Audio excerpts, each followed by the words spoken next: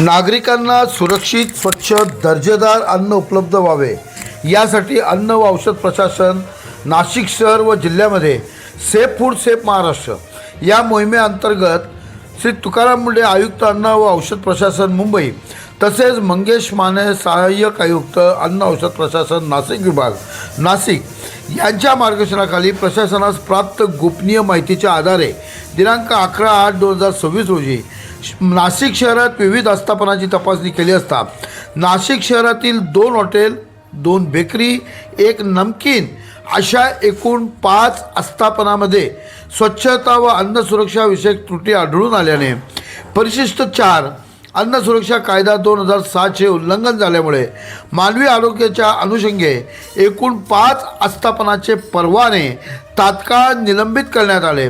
सदर आस्थापनाची माहिती पुढील प्रमाणे 1 मेसर्स मनी पार्क तौलीपाटा पेठ रोड पंचवटी नाशिक या ठिकाणी तपासणी केली। श्री गोविंदा गायकवाड व श्री संकेत येलमामे अन्न सुरक्षा अधिकारी यांनी तेथील सोनपापडी गुलाबजामुन मिल्क बर्फी अशा एकूण साधारणतः 1,91,000 रुपये किमतीचा 1236.9 किलोग्रॅमचा अन्नसाठा जप्त करून सदर आस्थापनाचा अन्न परवाना परिशिष्ट 4 नुसार तात्काळ निलंबित करण्यात आला आहे। Second may Abhishek bakery and sweets अंबल लिंक रोड सिडको नाशिक या ठिकाणी श्री अमित राजकर व वैभव गर्दे अन्न सुरक्षा अधिकारी यांनी तपासणी केली असता स्वच्छता व अन्न सुरक्षा विषयक त्रुटी आढळून आल्याने परिशिष्ट 4 चे उल्लंघन झाल्यामुळे सदर आस्थापनाचा देखील परवाना तात्काळ निलंबित करण्यात आला।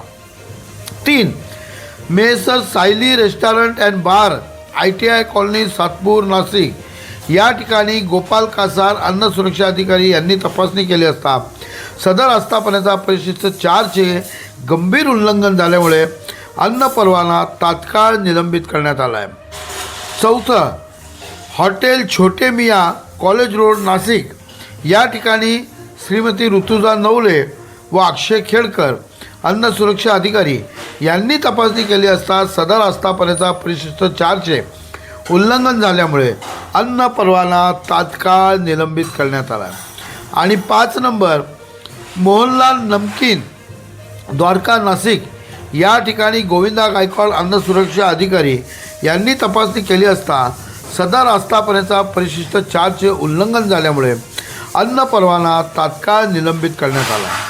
नाशिक जिल्ह्यातील चांदवड येथील या व्यतिरिक्त नाशिक जिल्ह्यातील चांदवड येथील सरकारमान्य ताडी विक्रय केंद्र या ठिकाणी अक्षय गाडेकर अन्न सुरक्षा अधिकारी यांनी तपासणी केली असता ताडीची अस्वच्छ ठिकाणी साठवणूक केल्यामुळे आणि भेसळयुक्त असल्याच्या संशयावरून एकूण 78 लिटर साधारणतः ₹3,120 किमतीची ताडी जप्त करून नष्ट करण्यात आलेली आहे।